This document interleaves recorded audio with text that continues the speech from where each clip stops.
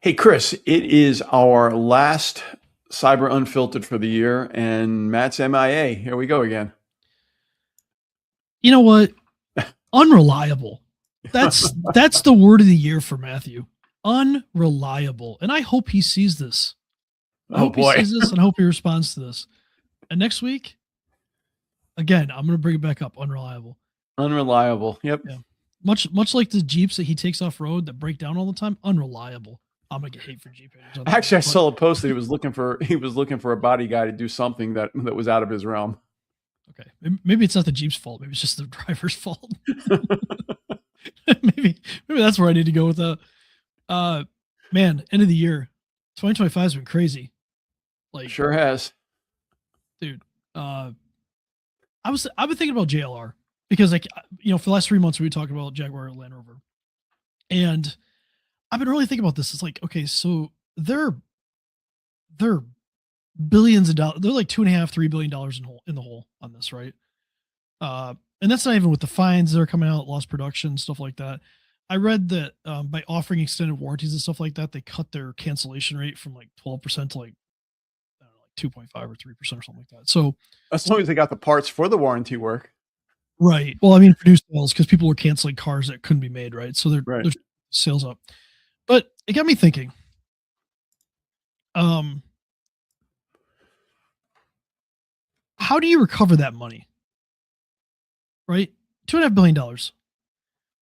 They're not a high volume sales company, right? Like, it's not a high volume product. Mm-hmm.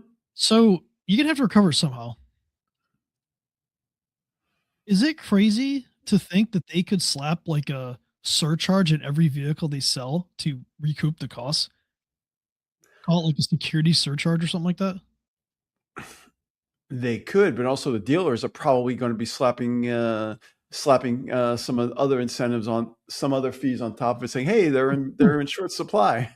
I got it. You don't call it a security surcharge, you call it a market adjustment. Market adjustment. There you go. Which is everybody's been doing for a long time, and they just hide it inside of that. No, I've been thinking about it, though. Like, how do you recoup that, right? So, like, you have that much loss, you have that much of a problem, and it's kind of climbed. And apparently, they're really reeling from a supplier that went bankrupt for, well, not bankrupt yet, but they're in bankruptcy.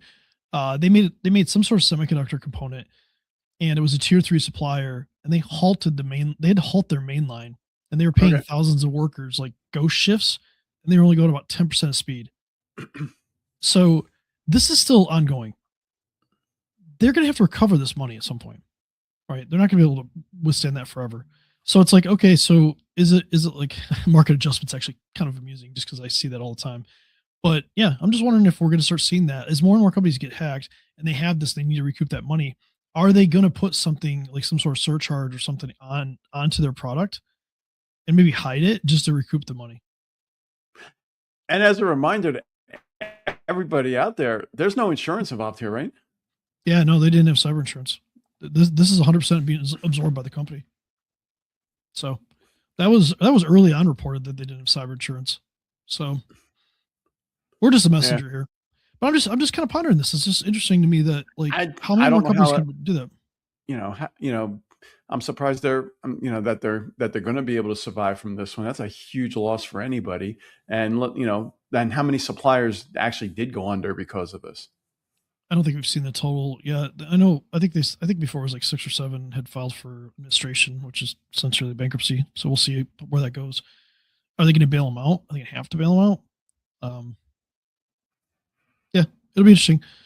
The ICO did pause their fine because they tried to claim it as a nation state, so they gave like a 90-day review. So right now their 45 million pound fine isn't happening. It might eventually, but fines don't help those businesses that went out because they were the only that's fair. That's fair to help them. Yeah, and it's an interesting lesson to learn. Like, we've talked about the supply chain before, and I think that's really the highlight for this year. If you want to pivot a little bit, is the year of the supply chain. Yeah. Right. Like, that is like the epitome of what an attack can be. Because, like, you look at this from a macro level, right? Like, what is the impact on the entire industry, especially in the UK for this? And it's huge. And then you start thinking like, okay, this can happen here. Um, are companies prepared for this financially? So if you do business with, like we said, one of the big three, or even if it's not in the auto industry, if you're just in an industry where you manufacture something, Well, how many customers do you have, first of all? And if you're made, and if one of your customers is a high percentage of your revenue, if they just didn't pay a bill for 3 months, what would that look like? Could you survive? Do cash you have reserves. cash reserves though? Because remember, Right. manufacturing is a pretty low margin thing. Sure. So, do you have it? Is it time for you to look at your business and diversify it? You know, I'm just asking the question because like this highlights a really major problem, and nobody. I don't know why people aren't talking about this more here. I know it happened in the UK, but to me it doesn't matter because it's like this is something that can happen anywhere. Cyber attacks aren't like I don't remember continent if we based. talked about I don't remember if we talked about it here. I was when I was doing the research on JLR, but I ran across some stats around or people that were talking about UPS. They couldn't get UPS as a client because they were going to be more than 30% of their business, and UPS didn't want to be responsible if they decided to cancel that contract. Okay, first of all, if you're doing a contract with UPS and they're not more than 30% of your business, you better be a pretty large business. Like seriously, 'cause, I mean, obviously it depends on what you're doing with UPS, but like Well, if I that's a was selling massive some organization, specialty right? boxes to you, if a company was selling specialty boxes to UPS and UPS decided to go source them someplace else and it was more than 30% of their business, yeah, it was a huge impact for that business. And they didn't want to be Yeah, responsible for putting a yeah, business out. But anyway, speaking of suppliers, supply chain, yeah. we saw that we saw it domestically here on a much smaller scale with one of our clients where they were a law firm and they got an Yeah. email from the county prosecutor. They expected it. Only problem is the county prosecutor was compromised. And Oops. oops, it was it was definitely a breached email on both sides. When they got in, they started sending emails to judges and high profile attorneys. Oh, that We sounds did fun. we got brought in. We did the forensic work on it. Figured out that it came from one of the county prosecutor's offices, and shut it down and had to go look at everything that was exfiltrated. Luckily, it was a new associate that really didn't have access to anything yet, but it was pull out the playbook and go. I mean, yet didn't have access to it yet. That's pretty, Yeah, you know. Um, I don't know. We saw Oracle get hit this year too. That was a supply chain. Trying to think of some other ones. Oh, United Natural Foods that caused major disruptions. Like at they had ransomware that caused major disruptions. But like, I don't know. I see this accelerating next year. Um, you're a big enough target. There's a lot of consolidation in a lot of industries, and if one big player gets hit, that's a big time supply problem. Um, yeah. Well, it's it's not necessarily supply chain, but I saw like IoT attacks that Roku was being used as a bot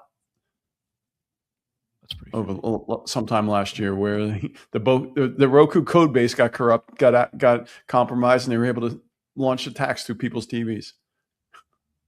Like they were using it as a bot farm, or were they were actually launching the attacks? Like, They were using it as a bot farm. okay, How many TVs out there are running Roku OS? yeah.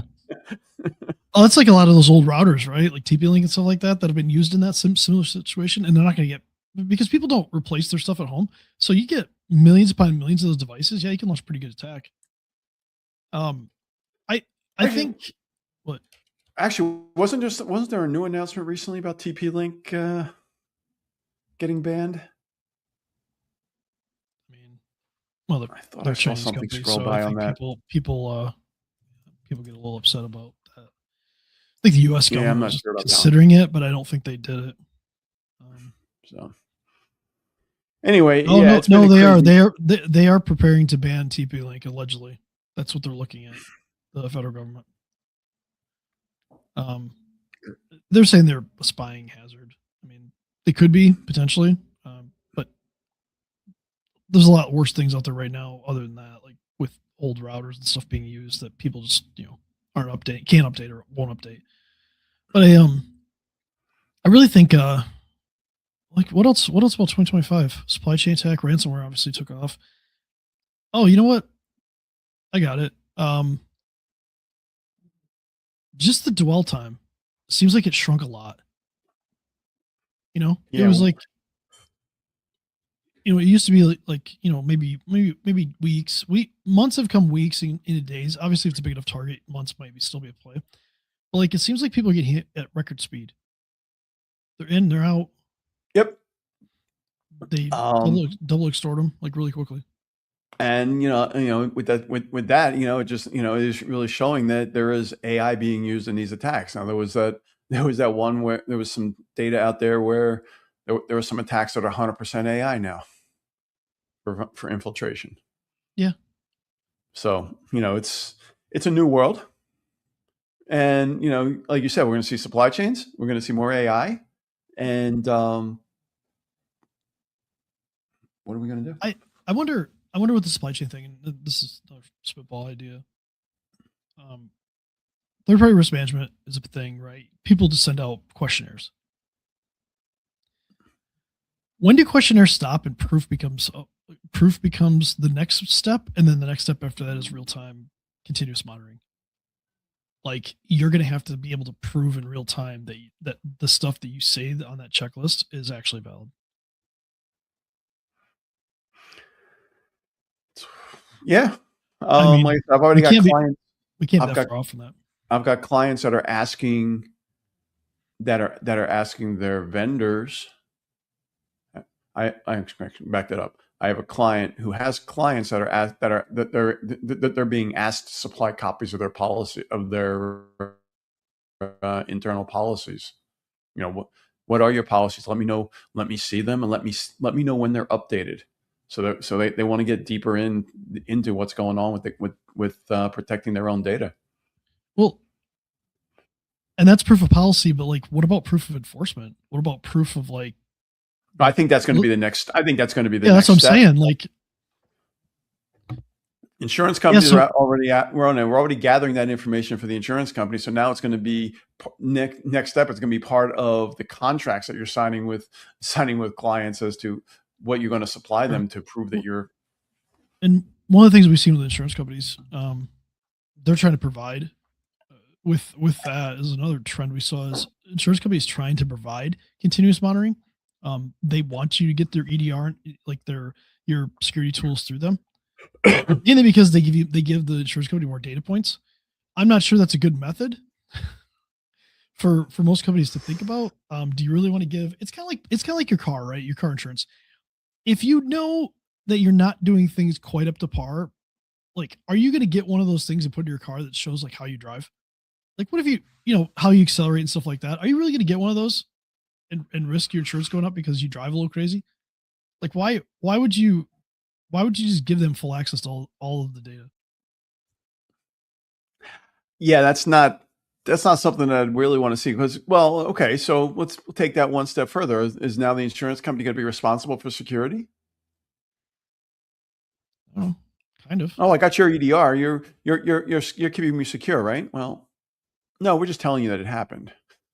And then they've got all the data that they've got all their internal data now I mean, to back I, everything to deny any claims. Oh well, Steve over here clicked this, did that, and installed this, so we're not recovering it. I mean, I had a customer that their insurance company offered, to move them to their security platform, and they left me. And 2 weeks later, they had a business email compromise, and the insurance company never had implemented anything on the email side. So, I don't know the whole thing after that, but like, who's responsible for that then? Like, they took it over, they sold it, like, and they didn't get it implemented, and then there's a gap, and so now the insurance, like, if they would have had a big loss, would the insurance company actually paid? because it's technically their responsibility, like you said. Like, so I don't know. I don't think we're far off from having continuous proof that you're doing what you're saying you're going to do. And I think in a supply chain situation, I think you're going to have, if you have a big customer, they're going to demand that you prove what you're doing. And if you don't have a program now, you're not standing that up in like a month. That's not how that Yeah. works. So it's good time for the end of the year. Maybe we'll do predictions next time. Maybe. If Matt shows up, I mean, again, unreliable. We'll have to predict when Matt's going to show up, and he'll be here next week. We'll make sure he's here next week. Let's jump into 2026. Oops, I almost said 25. I mean, jumping into 26. I'm jumping into 26. We're all just 1 year older. Leave you with that. All right. All right. Have a everybody out there, just if you're doing end of the year planning or you're doing the beginning of the year planning, just think about this stuff. Think about your supply chain. Think about that. If you want to talk to us, let us know. If you want to jump on here and just have a conversation, we're down for that too. So. And if you know somebody that, if you know somebody else that you think would be good to get on, let us know that too. Yeah. So, all right. Happy New Year, my friends.